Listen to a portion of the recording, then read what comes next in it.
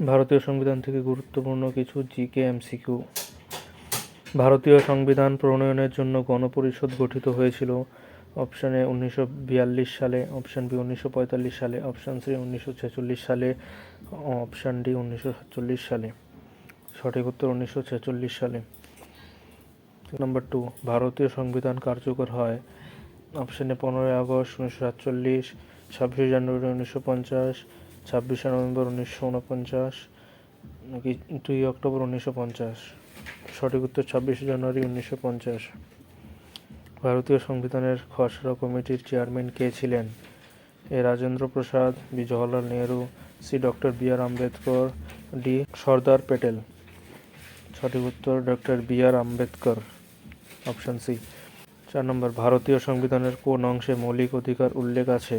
অংশ 1, অংশ 2, অংশ 3, নাকি অংশ 4? সঠিক উত্তর অংশ 3। ভারতীয় সংবিধানে মোট কয়টি মৌলিক অধিকার আছে? 5টি, বি 6টি, অপশান সি 7টি, অপশান ডি 8টি। সঠিক উত্তর অপশান বি 6টি।